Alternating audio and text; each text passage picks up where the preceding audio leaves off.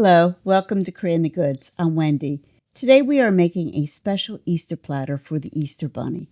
And I saw this permanent tie-dye vinyl by Tintnut on Amazon, and I thought I'd give it a try. I'm not exactly sure how it's going to do, but I figured I'd give it a shot. It comes with several pretty colors. I'm not too sure about this one. It might be better for Halloween project, but the rest are great. It also comes with instructions on how to use the product, as well as what settings to use, which is so helpful when you're getting started. It comes with 2 transfer sheets as well.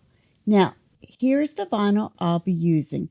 It looks just like a tie-dye Easter egg, don't you think? And here's the plate we'll be using. It's by Better Homes and Gardens, and it's a ceramic plate. And I got this over at Walmart. I think the pink is going to be perfect for our design. So let's get started, and I'll meet you over in Cricut Design Space.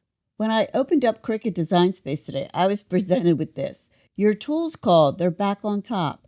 I was actually happy to see this, but it's definitely not exactly the same as it was. And that isn't all that's different. Now, I'm not saying the changes are bad. It just means we have to take a moment to learn where things are again. I'll show you more of those updates after we bring in our design. Let's head over to Design Bundles and get our free Easter SVG. Now, I do pay for the subscription, but you do not need to pay to get their free designs. You will, however, need to sign up for an account to get them. After you sign up, go here and click Free Designs. You will see various other categories, but let's click on Free SVG Files. Here you'll see many free SVGs for the taking. They're always adding new ones, and they do change. So if you see one you like, make sure you download it before it's gone. I'm going to type in Easter here in the search bar to find our design. Here it is, the very first one. I'll click on it. Isn't this so cute? The Easter Bunny needs some nourishment after working so hard, don't you think? All we need to do is click the Download Free Now button. I am on a Mac, so it will go up to the top. Now, once it's downloaded, I will click on the little folder. It does come in as a zip folder, so I just need to click on that to unzip it. I'll click on the folder to open it, and here you will see some information along with a PNG and an SVG, which is what we'll be using. With an SVG, we can ungroup the different layers. A PNG, we cannot. It's just one single design. So let's head back to Design Space. Here is something else that is also new. When I click Upload, it is now located on the left here in the panel, instead of on a separate screen. It shows all your recent uploads as well. So to upload, just go up to the top and click on Upload. This screen is still the same. I'll click Browse, and here is our SVG design. I'll click on that, and then I'll click Open. I'll click on Continue, and then click Upload. Here's our design, which still comes in pretty big, and I'll close the side panel and then just zoom out a little. Here's our cute little design. It says, Dear Easter Bunny, here's a drink in case you are thirsty. There's a little place for a cup, and then over here, it says, Here is a treat for you, with a picture of some carrots. At the bottom, it says love, and this is where we can add a name. Let me move this over so we have more room to work. As soon as I click on the design, you'll notice that all the tools pop right up here at the top. I'm going to add a last name to our plate. So I'll go over to the left and click on text to open up a text box. I'll type in the Taylors. And I'll also want to change the font. I'll click on a font icon, which is still here at the top. I already have a font in mind, so I'm going to click on System, which shows all the fonts located on my computer. The font I'm using today is called American Typewriter. I'm not quite sure where I originally got this one, but if I remember, I'll be sure to list it in the description box below for you. Now let's move this over. It's going to need more adjusting, but first let's get everything lined up. I'm going to go over here to the left and click on a circle to represent our plate. I want to size it, and as you can see, this has changed at the top. It actually took me a second to find it. I started using the sizers to make the circle bigger, and then I saw it, the word size. When you click on that, a drop-down box will open, and I'm going to type in 9.0 for the size, which is what I pre-measured for our plate. I'll change the color to pink, and I want a little bit lighter, so I'll click Advanced and use the color selector to find a nice light pink. Does the color really matter? Not really, but I like to have a visual of how the final project will look. I'll zoom out and move the tailors over for a minute. You can see we need to size our design so it fits nicely. I'll go up to the top, and I do see it this time, and click on Arrange. I will click Send to Back. Now, I could just use the corner sizer to adjust our design onto the plate. Zooming back in, you can see we don't quite have room for our name yet.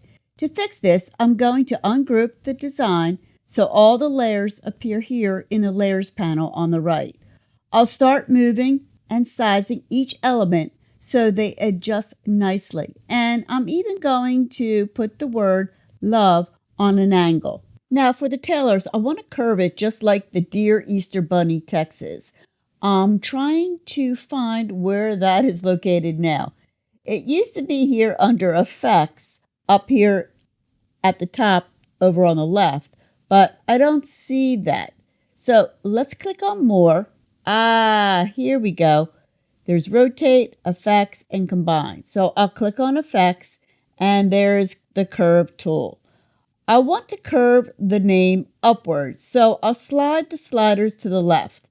I'm doing this because I want the shape of the name to follow the natural round edges of our plate.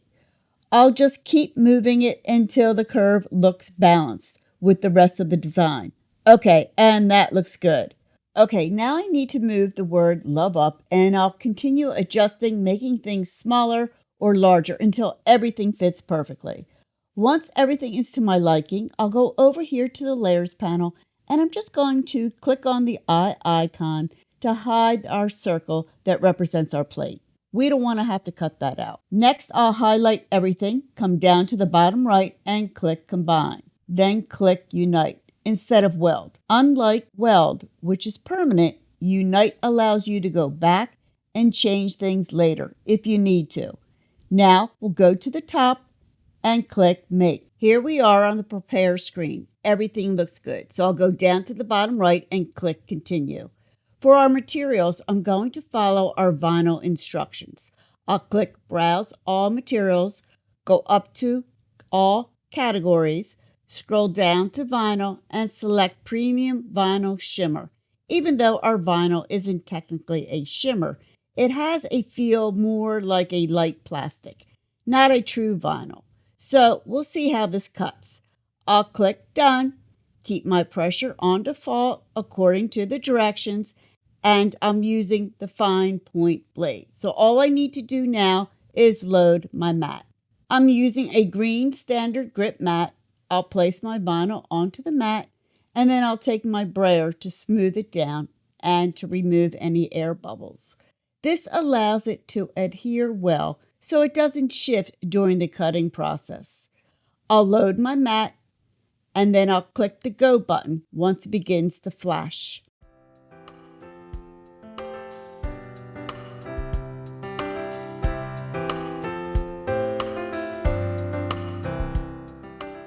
Once it's done, I will check to see if it cut all the way through before I unload my mat. If it didn't, I will just click the Go button again for a second pass. It looks like it cut perfectly, so I'll just go ahead and unload my mat. I'm just going to trim away the unused vinyl. I always like to save my scraps for future projects. You never know when a small piece will come in handy. And I've also trimmed the included transfer tape so it fits our design perfectly. I'm peeling just a small amount of the backing to line it up at the top of our vinyl while it's still on the mat. From there, I'll use my squeegee to smooth it into place as I slowly remove the rest of the backing. This keeps everything perfectly aligned and prevents wrinkles as well as bubbles. Now, even though our design isn't overly intricate, I decided to do a reverse weed today. I'm doing this because I'm not quite sure how this Tintnut vinyl is going to behave. And I want to make sure every piece of our design stays exactly where it belongs. Now, if you haven't tried this technique, reverse weeding is when the vinyl is transferred onto the transfer tape to weed out the unwanted parts of your design. Now, I'm going to remove the vinyl and the transfer tape from the mat, turn it over, and place it back down. Keeping it on the mat really helps during the weeding process. It's like having a third hand to hold everything steady. I'll take my squeegee and burnish it down well so it's securely attached to both the transfer tape as well as our mat. I'm going to begin to remove the backing from the transfer tape, and I'm going to do this on an angle, which usually helps keep the design attached to the tape. Now, if anything starts to lift, I'll just press it back down and try pulling from a different angle. I'm not sure if I mentioned everything that I am using for this project. I'll be sure to list it in the description box below if you are interested. Now with my weeding pen, I'll start lifting from the corner and peeling the excess away. I thought my mat was pretty sticky, but as you see, it wasn't quite as tacky as it needed to be. In hindsight, maybe I should have used some painter's tape to help hold down the transfer tape better. I really thought this was going to go smoothly, but then some of the letters started lifting and I had to carefully place them back onto the transfer sheet. I did lose a few letters in the process, but I was able to hunt them down and put them back. I'm using my scissors to trim away the excess vinyl as I go. This is a huge help because it prevents the discarded pieces from folding back onto the design. Plus, it keeps the workspace clear so I can see exactly what I'm doing. To make matters worse, my camera just wasn't working in my favor today. It really struggled to focus.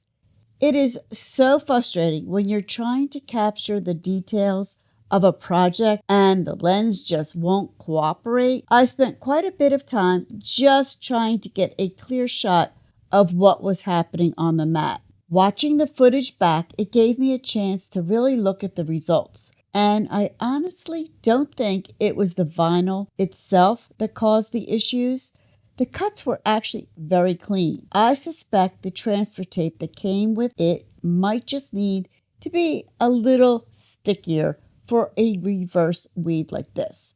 When you're pulling the vinyl off the backing, you really need that tape to grab hold of those small letters. And this one just wasn't giving me that grip I needed to make it a smooth process. Well, here's the design. It's all weeded out. Oops, you can see right here the O that needs to be placed back for the word for. I also recut the circle for the cup because it tore during the nightmare weeding.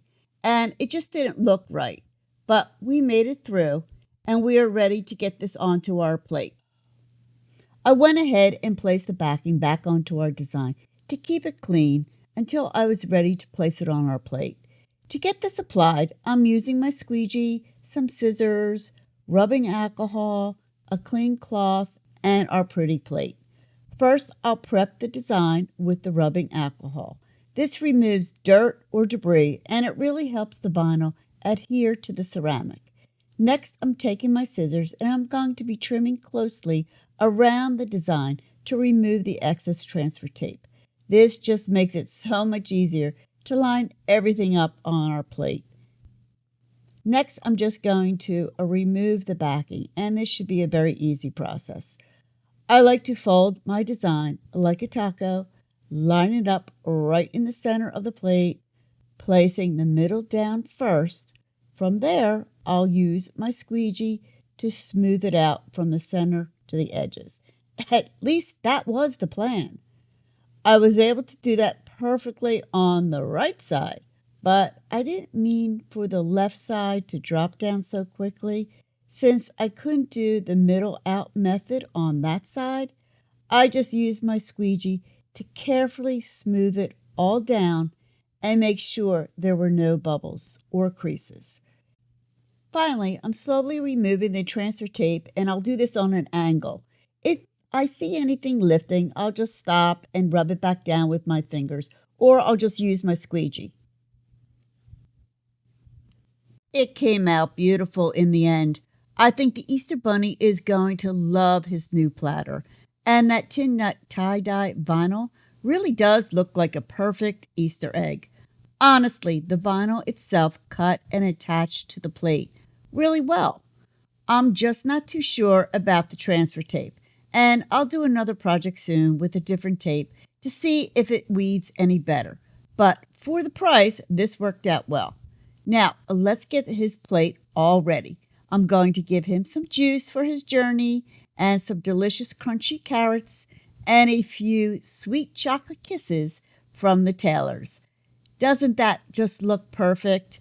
If you enjoyed this video, please give me a thumbs up and hit that subscribe button so you don't miss any future video projects. Thank you so much for watching. Happy Easter! Bye for now.